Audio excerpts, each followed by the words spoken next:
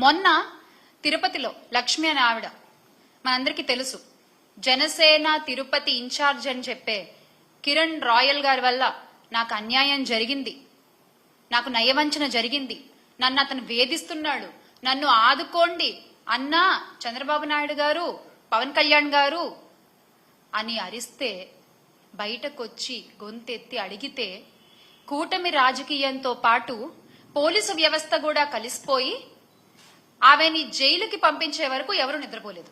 ఆ లక్ష్మి అనే ఆవిడ ఏ రాజకీయ పార్టీకి సంబంధించిన ఆవిడ కాదు. వివాదాలకు దూరంగా ఉంటూ భర్తను పోగొట్టుకుని పిల్లలతో జీవిస్తున్నటువంటి సగటు మహిళ.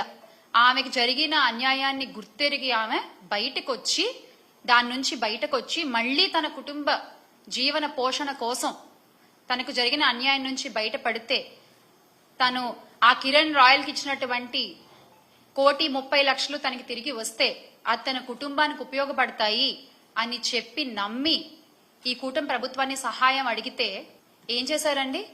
మీరిచ్చిన తీర్పు ఏంటి? ఆవిడ అరెస్ట్.